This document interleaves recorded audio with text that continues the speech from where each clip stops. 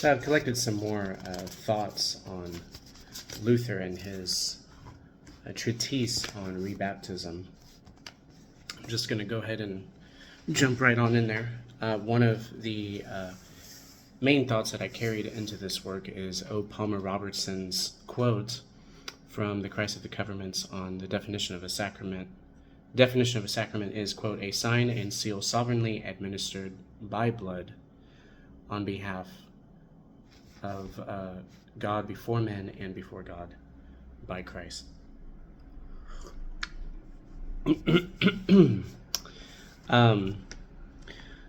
It's the same, and it's a shared truth that sacrament is done by the shedding of blood. At least it's also supposed to be a sign and a seal.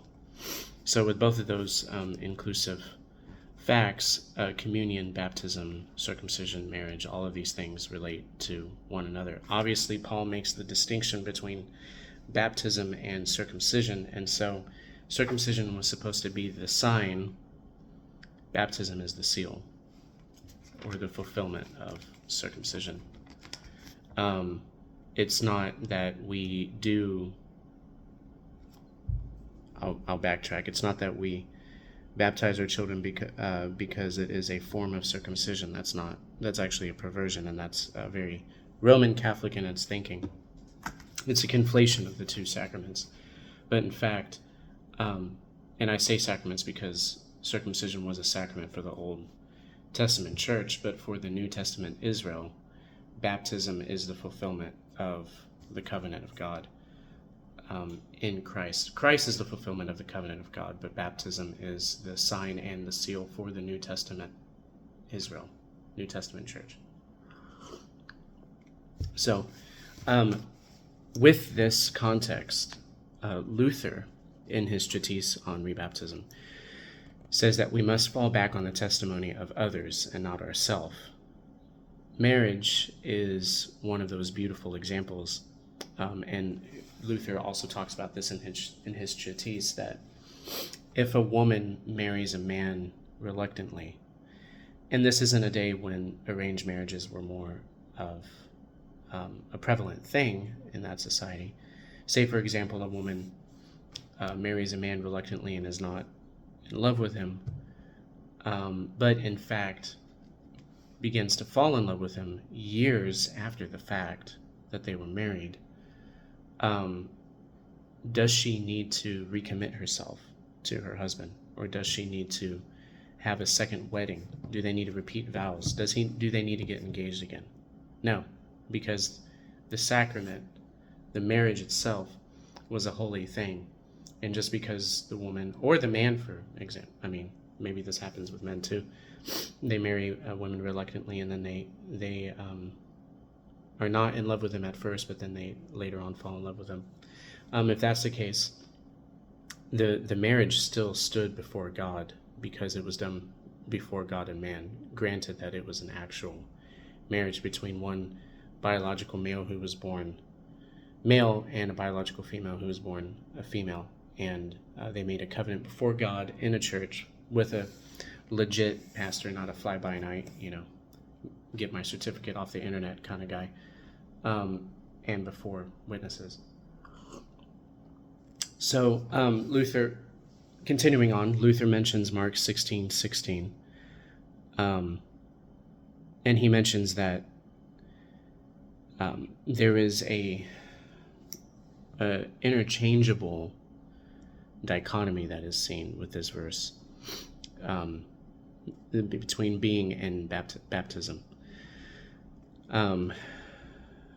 He goes on to talk about the Anabaptists, and he's very critical of Anabaptists because of the context, which I explained in the last video, that he ran into some Munsterites, and it's not the best prime example of Anabaptism or baptism, but he then starts equating Germans with Galatians who have been deluded, and so, you don't have to second guess what Martin Luther's thinking. He'll just say it right out, but he says, quote, have they become gods, knowing the mystery of faith?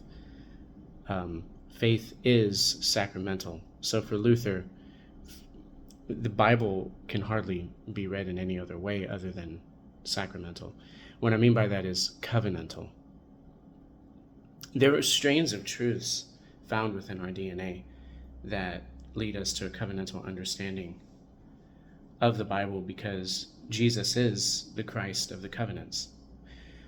We even see it in our government. For example, the word vote comes from the Latin votum, which means to vow. You are vowing yourself to a representative, and a representative is vowing themselves to you. And when you place a vote, you are asking them to do a very sacred thing, which is to actually represent your ideals, your ideals for jurisprudence, your ideals for politics and ethics and morality, and in order for an orderly society. This idea of buying votes is a total perversion of that. There are strains of that even in our DNA, like with marriage. We understand that we have to have a wedding. We understand that the bride dresses in white, that there's a giving away of the daughter from the father and things like that. These are more than just traditions. They're actually signs and symbols pointing to the actual thing that is supposed to be signified, the reality of something. So I wouldn't say that they're shadows, but they're actually very much in the here and now, because reality does consist of both the physical and the metaphysical, spiritual and physical, if you will. Sacrament. So for my first point, Luther says, have they become gods knowing the mystery of faith? Number one, faith is sacramental. Number two, sacrament means mystery. It comes from sacramentum, Latin. And number three, Anabaptists, this is according to Luther, Anabaptists substitute faith for reason. Ultimately, because it's based off of the testimony of themselves and the testimony of themselves before others, that they have now come into this knowing. And this is one of the reasons why I wanted to begin a series on what is baptism with Luther's treatise on concerning rebaptism, or concerning Anabaptism. Same thing. Because it is so imperative to understand where we have come from, the whole Enlightenist idea. To me, because the church is upstream of the culture, the Enlightenment was the world's reaction or response to the Reformation. The Reformation was like a true enlightenment, if you will. And the Enlightenment was the response, the secular religious, if you want to say, because secularism is a religion in its own right, response to the Reformation. So I'm going to stop the video here, and in the next topic go, why do we baptize? Why do we even baptize? And this according to Anabaptist logic.